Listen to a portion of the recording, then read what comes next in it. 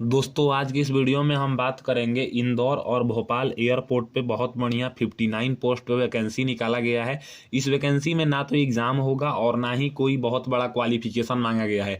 अगर आप simply 10th पास हैं तो आप इस वैकेंसी के लिए एलिजिबल हैं। इसमें बहुत बढ़िया 20,000 रुपये की सैलरी दिया जाता है। तो इसी वैकेंसी के बारे में हम बात करेंगे कि इसका फॉर्म कैसे भरना है। अभी जो आपकी स्क्रीन पर दिख रहा है ये इसका अप्लीकेशन फॉर्म है। अप्लीकेशन फॉर्म आपको भर के लेके जाना होता है, वहाँ पे इंटरव्यू होता है।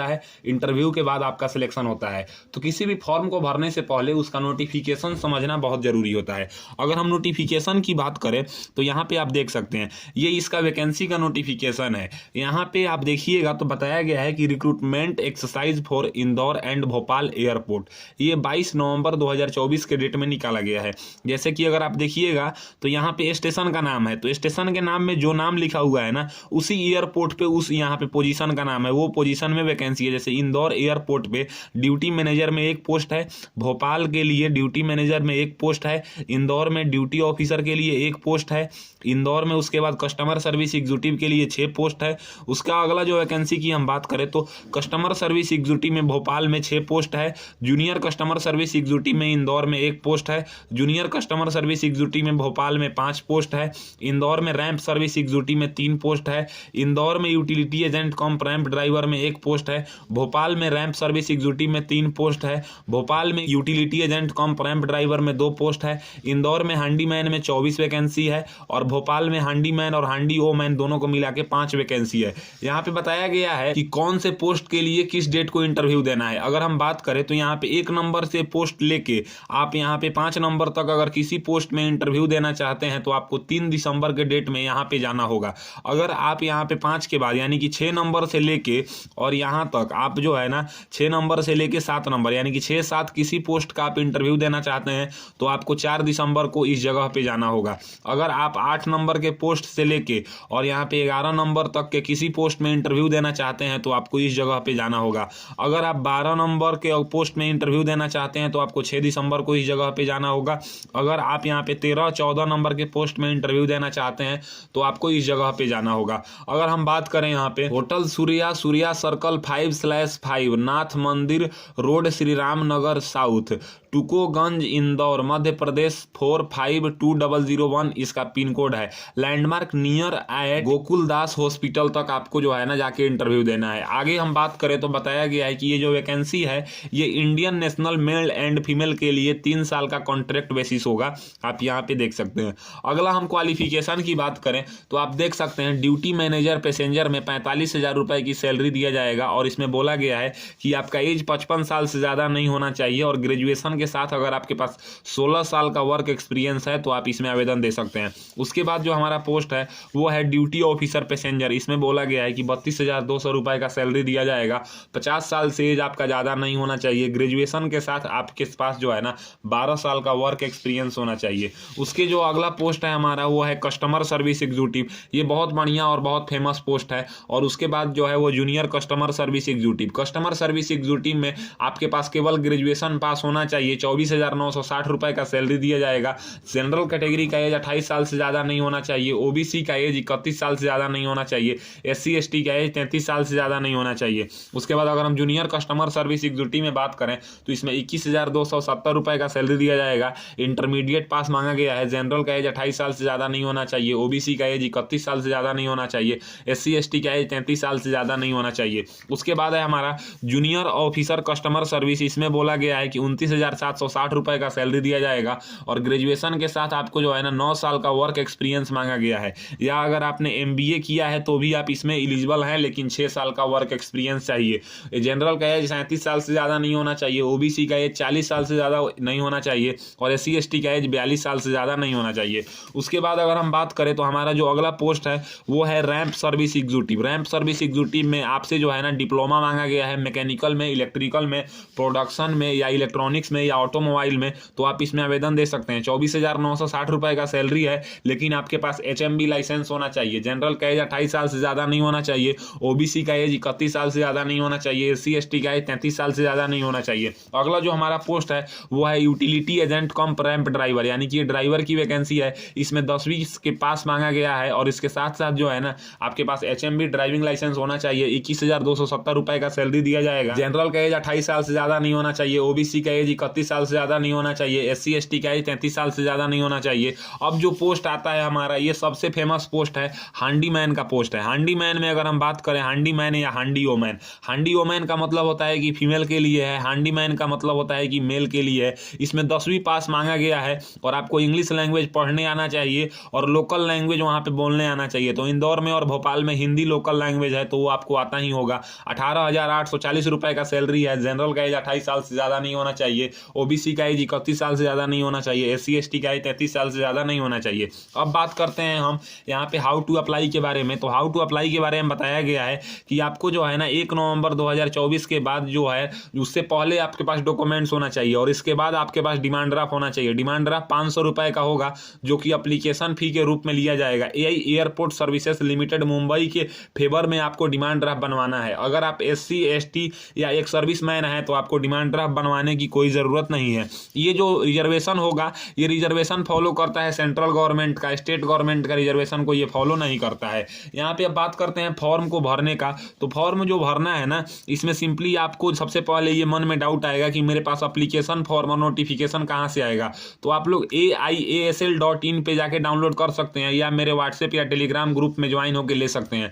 यहाँ पे आपको कुछ भी फिल करने की कोई ज़रूरत नहीं है, ये ऑफिस यूज़ के लिए है। यहाँ पे आपको रिसेंट पासपोर्ट साइज फोटो चिपकाना है और उसके ऊपर सिग्नेचर करना है। यहाँ पे पोजीशन का नाम बताना है कि आप किस पोजीशन के लिए अप्लाई कर रहे हैं। जैसे यहाँ पे जितने पोजीशन हैं, इन सब पोजीशन को मैं शुरू में ही आपको दिखाया, इसमें से आप देख लीजिएगा कि आपके पास किस पोजीशन के लिए क्वालिफिकेशन है। जो क्वालिफिकेशन आप रखते हैं उसी पोजीशन का नाम पे आप यहाँ पे लिखिएगा और यहाँ पे सिलेक्टेड स्टेशन में आप जिस स्टेशन के लिए आवेदन देना चाहते हैं, स्टेशन का नाम आपको इस बॉक्स में देखने को मिलेगा, सीरियल नंबर के बगल में, उसका स्टेशन का नाम आप यहाँ पे लिख दीजिएगा। उसके बाद अगर हम बात करें तो आपको बताना है यहाँ पे क्या आपका एम्प्लॉयमेंट एक्सचेंज में रजिस्ट्रेशन हुआ है तो आप यस करेंगे, उसका रजिस्ट्रेशन नंबर यहाँ पे फिल करेंगे, नहीं तो सिंपली आप इसको नो कर देंगे। उसके बाद यहाँ पे आपको अपना 10वीं के सर्टिफिकेट के अकॉर्डिंग नाम फिल करना है, जैसे कि first name, middle name, sir name यानी कि लास्ट नेम। फिर यहाँ पे पिताजी का नाम फिल करना है। उसके बाद 3 नंबर में डेट ऑफ बर्थ फिल करना है। 4 नंबर में आपको अपना place and state of birth बताना है, यानी कि जिस राज्य में आपका जन्म हुआ है उस राज्य को यहाँ पे लिख देंगे।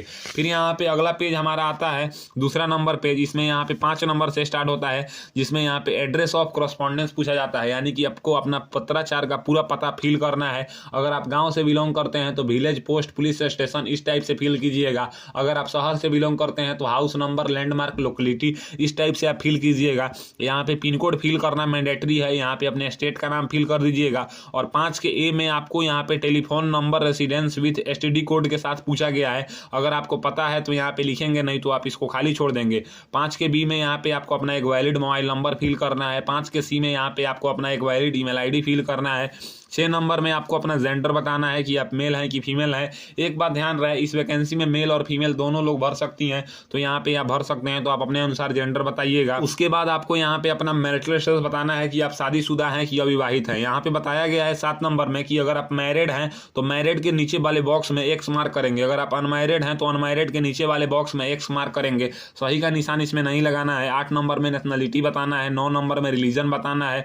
10 नंबर में अपनी मातृभाषा बताना है। 11 नंबर में पैन नंबर बताना है। 12 नंबर में आधार नंबर बताना है। उसके बाद 13 नंबर में आपको अपना कैटेगरी बताना है। आप जिस कैटेगरी से बिलोंग करते हैं उस कैटेगरी के नीचे वाले बॉक्स में आप X मार्क करेंगे। आपको सही का निशान नहीं लगाना है। अगर आप जनरल छोड़ के किसी भी कैटेगरी से बिलोंग करते हैं तो उस कैटेगरी का आपको सर्टिफिकेट लगाना होगा, सेंट्रल गवर्नमेंट के द्वारा बना हुआ। 13 के बी में बोला जा रहा है यहाँ पे कि क्या आप जो है ना एक सर्विसमैन हैं तो यस करेंगे, नहीं तो सिंपली आप इसको नो कर देंगे। उसके बाद अब बात करते हैं तीसरे नंबर पेज की। हमारा हमारा 2 पेज एप्लीकेशन फॉर्म का फिलअप हो चुका है। अगर हम तीसरे की बात करें तो यहाँ पे बोला गया है 13 के सी में कि क्या आप पुलिस सर्विस में थे, अगर थे तो यहाँ पे यस करेंगे, नहीं तो सिंपली आप इसको नो कर देंगे। उसके बाद 13 के डी में यहाँ पे बोला गया है कि अगर आप कहीं भी एनी गवर्नमेंट सेक्टर या सेमी गवर्नमेंट या पब्लिक सेक्टर अंडरटेकिंग में काम करते हैं तो यस करेंगे, नहीं तो आप इसको नो करेंगे। उसके बाद यहाँ पे 14 नंबर में एजुकेशन क्वालिफिकेशन बोला जाता है। एजुकेशन क्वालिफिकेशन आपको वहां तक फिल करना होता है जिस क्वालिफिकेशन के बेस पे आप फॉर्म को अप्लाई कर रहे हैं। जैसे अगर आप हैंडीमैन में आवेदन दे रहे हैं तो आपको 10वीं तक फिल करना मैंडेटरी है। कस्टमर सर्विस एग्जीक्यूटिव में आवेदन दे रहे हैं तो आपको ग्रेजुएशन तक फिल करना मैंडेटरी है। तो यहाँ पे सबसे पहले अपने बोर्ड का नाम या यूनिवर्सिटी का नाम बताइएगा और उसके बाद यहाँ पे date, month and year of passing आप बताएंगे। उसके बाद ड्यूरेशन यहाँ पे 10th 1 साल का होता है और यहाँ पे परसेंटेज बता देंगे। अगर 12th किए हैं तो बोर्ड का नाम बताएंगे, फिर यहाँ पे date, month and year of passing बताएंगे। ड्यूरेशन 12th 2 साल का होता है और यहाँ पे परसेंटेज बताएंगे। उसके बाद डिप्लोमा किए हैं तो उसके बारे में बताएंगे, ITI किए हैं तो उसके बारे में बताएंगे, MBA किए हैं या BE किए हैं या कोई भी कोर्स किए हैं तो सबको आप बारी बारी से फिल करेंगे। उसके बाद 15 नंबर में आता है कि आप कौन कौन से लैंग्वेज को बोलना, लिखना, पढ़ना जानते हैं अच्छे तरीके से। जैसे कि सबसे पहले यहाँ पे इंग्लिश लैंग्वेज है तो अगर आप इंग्लिश लैंग्वेज को रीड करना जानते हैं तो यहाँ पे इसको X मार्क कर देंगे, सही का निशान नहीं लगाना है। अगर आप स्पीक करना जानते हैं तो X मार्क कर देंगे, राइट करना जानते हैं तो X मार्क कर देंगे और रिमार्क में यहाँ पे गुड या वेरी गुड अपने अनुसार आप लिख सकते हैं या इसको खाली छोड़ दीजिएगा। उसके बाद यहाँ पे B नंबर में है हिंदी लैंग्वेज को अगर रीड करना जानते हैं, स्पीक करना जानते हैं, राइट करना जानते हैं तो सबको आप जो है ना X मार्क कर देंगे। उसके बाद लोकल लैंग्वेज है तो इंदौर में और भोपाल में हिंदी बोला जाता है तो आप इस सब बॉक्स को यहाँ पे X मार्क कर देंगे अगर जानते हैं तो। अपनी मातृभाषा को आप बोलना, लिखना, पढ़ना जानते हैं तो आप सबको X मार्क कर देंगे। उसके बाद अगर आपके पास लैंग्वेज से रिलेटेड कोई सर्टिफिकेट है तो उसको आप लगा दीजिएगा। अब बात करते हैं हम चौथे नंबर पेज की। तो चौथा नंबर पेज में हमारा स्टार्ट होता है 16 नंबर में वर्क ऑफ एक्सपीरियंस में आपको सबसे पहले यहाँ पे नेम ऑफ ऑर्गेनाइजेशन का नाम बताना है, आप किस ऑर्गेनाइजेशन में काम करते हैं, उसके बाद किस पोस्ट पे काम करते हैं, कब से कब तक काम किए थे, या यहाँ पे नंबर ऑफ एक्सपीरियंस कितना था, कितने ईयर्स का, नेचर ऑफ जॉब यहाँ पे बता देंगे। अगर कोई एक्सपीरियंस नहीं है तो आप इसको खाली छोड़ देंगे। जैसे कि ड्राइवर पोस्ट के लिए और यहाँ पे रैंप सर्विस एग्जीक्यूटिव के लिए ड्राइविंग लाइसेंस मांगा जाता है तो यहाँ पे ड्राइविंग लाइसेंस के बारे में बताएंगे कि आपके पास LMB लाइसेंस है कि HMB लाइसेंस है, लाइसेंस नंबर क्या है, डेट ऑफ इशू क्या है, कब तक वैलिड है, ये आपको बता देना है। उसके बाद जनरल OBC EWS कैटेगरी को 500 रुपये का एप्लीकेशन फी पे करना है डिमांड ड्राफ्ट के माध्यम से। अगर हम डिमांड ड्राफ्ट की बात करें तो आपको जो बनवाना है demand draft AI airport services limited Mumbai के फेवर में बनवाना है। हम एक डिमांड ड्राफ्ट का फॉर्म फिल करके आपको दिखा देते हैं। ये है SBI का यानी कि स्टेट बैंक ऑफ इंडिया का डिमांड ड्राफ्ट का फॉर्म। अगर हम इसको बात करें तो ये आप डिमांड ड्राफ्ट बनवाने जाइएगा अगर SBI में तो इसी टाइप को आपको फॉर्म मिलेगा। इस फॉर्म में सबसे पहले यहाँ पे आपको अपने ब्रांच का नाम फिल करना होता है और फिर यहाँ पे आपको डेट फिल करना होता है और उसके बाद यहाँ पे आप अप्लीकेंट नेम में अपना नाम फिल कर सकते हैं या जिसके अकाउंट से आप बनवा रहे हैं उसका नाम भी आप यहाँ पे फिल कर सकते हैं। यहाँ पे जरूरी नहीं है कि आप अपना नाम ही फिल कीजिए, जिसके अकाउंट से आप बनवा रहे हैं उसका एक नाम आप फिल कर सकते हैं। उसके बाद यहाँ पे पेई नेम में आपको AI एयरपोर्ट सर्विसेज लिमिटेड लिख देना है और अमाउंट में यहाँ पे 500 लिख देना है। एक्सचेंज वैल्यू 500 पे 25 रुपये लगता है तो 25 लिख देना है।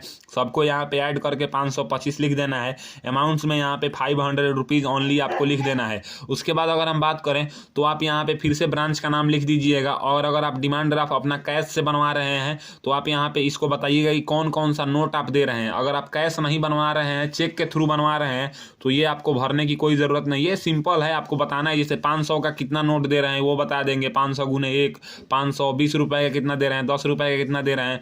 यहाँ पे आप डिमांड ड्राफ्ट के ऊपर टिक कर दीजिएगा और पेई नेम में आपको AI एयरपोर्ट सर्विसेज लिमिटेड लिख देना है, यहाँ पे डेट लिख देना है और यहाँ पे अमाउंट लिख देना है। उसके बाद यहाँ पे मुंबई मेन ब्रांच लिख देना है, इसका कोड है 00, उसके बाद 300 और फिर यहाँ पे mobile number, email ID, pan number लिख दीजिएगा, अपना नाम और पूरा एड्रेस लिख दीजिएगा, यहाँ पे सिग्नेचर कर दीजिएगा और यहाँ पे अमाउंट में आपको 500 लिख देना है। एक्सचेंज वैल्यू में आपको 25 रुपये लिख देना है, दोनों को ऐड करके यहाँ पे 525 लिख देना है। और अगर इसके साथ बोला जा रहा है कि फॉर्म भरने के बाद कि हम जो है ना डिमांड ड्राफ्ट कैश से नहीं बनाएंगे, चेक से बनाएंगे, तो आप किसी के अकाउंट से आप एक चेक लीजिएगा और उस पर 525 रुपये लिख दीजिएगा और उस पर उसका सिग्नेचर करवा लीजिएगा और योर सेल्फ लिख के आप ये चेक उससे ले लेंगे और उसके थ्रू आप बनवा सकते हैं। उसके बाद जो डिमांड ड्राफ्ट बनवाएंगे, डिमांड ड्राफ्ट के नीचे चेक की तरह होता है एक डिमांड ड्राफ्ट नंबर होता है, उसको आप यहाँ पे फिल कर दीजिएगा। जिस डेट को बनवाएंगे वो यहाँ पे लिख देंगे और जिस ब्रांच से बनवाएंगे वो यहाँ पे बता देंगे। अगर AI एयरपोर्ट सर्विसेज लिमिटेड की जो सिस्टर्स कंपनी है यानी कि AI engineering services limited company और एक दो और कंपनी है, एक होटल लिमिटेड का है, उसमें आपका कोई रिलेटिव काम करता है तो उसका नाम बताएंगे, उसकी पोस्ट बताएंगे, उसकी कंपनी बताएंगे, उससे रिलेशनशिप बताएंगे। अगर नहीं करता है खाली छोड़ देंगे। उसके बाद हमारा 5वां नंबर पेज आता है। इसमें आपको कुछ नहीं करना है, जिस जगह से आप फॉर्म को भर रहे हैं उस जगह का नाम लिख देंगे, जिस डेट आप फॉर्म को भर रहे हैं वो डेट लिख देंगे और यहाँ पे सिग्नेचर कर देंगे। ये हमारा 5 पेज का एप्लीकेशन फॉर्म था, ये फिलअप हो चुका है। अब आता है डॉक्यूमेंट्स का लिस्ट। अब डॉक्यूमेंट्स में लिस्ट में आपको ये भी पेज एप्लीकेशन फॉर्म के साथ ही लगाना होता है। तो इसमें आप बताएंगे कि आप में जो है ना कौन कौन सा डॉक्यूमेंट्स एलिजिबल है। जैसे अगर आप में एप्लीकेशन फी एलिजिबल है तो आप यहाँ पे यस कर दीजिएगा। स्कूल लिविंग सर्टिफिकेट का जीरोक्स लगा रहे हैं तो आप यहाँ पे यस कर देंगे। मैट्रिकुलेशन का पासिंग सर्टिफिकेट और मार्कशीट लगा रहे हैं तो यहाँ पे यस कर देंगे। 12th का मार्कशीट और पासिंग सर्टिफिकेट लगा रहे हैं तो आप यहाँ पे यस कर देंगे। 5 नंबर में आप ग्रेजुएशन का मार्कशीट लगा रहे हैं तो यहाँ पे यस करेंगे, ये फर्स्ट ईयर के लिए है। और यहाँ पे 9 नंबर में अगर आप डिग्री सर्टिफिकेट लगा रहे हैं या प्रोविजनल डिग्री सर्टिफिकेट लगा रहे हैं तो यहाँ पे यस कर देंगे। यानी कि 5 नंबर से लेके और 10 नंबर तक आपको ग्रेजुएशन के बारे में पूछा जा रहा है कि ये सब आप लगा रहे हैं तो यहाँ पे यस करेंगे। 11 नंबर में डिप्लोमा कोर्स के लिए है, डिप्लोमा लगा रहे हैं तो यस करेंगे। 12 नंबर में ITI कोर्स के लिए है। 13 नंबर में MBA के लिए है। 14 नंबर में कास्ट सर्टिफिकेट है, SC ST OBC कैंडिडेट्स को लगाना है। 15 नंबर में डिस्चार्ज सर्टिफिकेट है जो कि एक सर्विसमैन को लगाना है। 16 नंबर में एक्सपीरियंस सर्टिफिकेट है, अगर आपके पास है तो आप लगाइएगा। 17 नंबर में डोमिसाइल सर्टिफिकेट है जो कि सब किसी को लगाना है। 18 नंबर में पैन कार्ड की कॉपी है जो कि सब किसी को लगाना है। 19 नंबर में आधार कार्ड की कॉपी सब किसी को लगाना है। 20 नंबर में इनकम एसेट सर्टिफिकेट है जो कि EWS कैंडिडेट्स को लगाना है। 21 नंबर में अगर आपके पास ड्राइविंग लाइसेंस है और उसका जानकारी दिए हैं तो उसका आप जीरोक्स लगाएंगे। और 22 नंबर में अगर आपके पास पासपोर्ट है तो वो आप लगाएंगे। जरूरी नहीं है कि सब डॉक्यूमेंट्स का जीरोक्स लगाना है, लेकिन जो डॉक्यूमेंट्स आपके पास है या जो पोस्ट में आप आवेदन दे रहे हैं उस पोस्ट के लिए जो एलिजिबल है उन सब डॉक्यूमेंट्स को लगाना जरूरी होता है। ये सब डॉक्यूमेंट्स का आप जीरोक्स करा लीजिएगा और एप्लीकेशन फॉर्म के साथ, यानी कि जो आप एप्लीकेशन फॉर्म अभी मैं 6 पेज का भर के दिखाया, ये डॉक्यूमेंट्स लिस्ट मिला के इसके साथ आपके इसके जस्ट नीचे रख लेना है। और इसको रखने के बाद आपको क्या करना है कि देखना है कि हमने किस पोस्ट के लिए आवेदन दिया है। जिस पोस्ट के लिए हम आवेदन दिए हैं उस पोस्ट का इंटरव्यू कितने तारीख को है आप यहाँ से देख सकते हैं वीडियो को पुश करके। और उसके बाद उसी डेट को आपको अपना फोटोकॉपी डॉक्यूमेंट्स का लेके और ओरिजिनल डॉक्यूमेंट्स लेके एप्लीकेशन फॉर्म लेके सबको यहाँ पे जाना है। होटल सूर्या सर्कल 5/5, यहाँ पे नाथ मंदिर रोड, श्री राम नगर साउथ, यहाँ पे टुकोगंज, इंदौर, मध्य प्रदेश। इसका पिन है 452001। Landmark near at Gokuldas hospital. इसी जगह पे आपको जाके इंटरव्यू देना है, तब जाके आपको जॉब मिलेगा। तो इस टाइप से आज के इस वीडियो में हमने बात किया कि मध्य प्रदेश में इंदौर और भोपाल एयरपोर्ट पे जो 59 पोस्ट पे वैकेंसी निकली है, इस वैकेंसी का फॉर्म कैसे भरना है और एलिजिबिलिटी कंडीशन को समझाया। अगर मेरी दी हुई जानकारी आपको पसंद आता है तो मेरे वीडियो को लाइक कीजिए एंड ऐसे ही इन्फॉर्मेटिव वीडियो के लिए मेरे चैनल को सब्सक्राइब कीजिए। आज के लिए बस इतना ही, मैं आपसे विदा लेना चाहूंगा।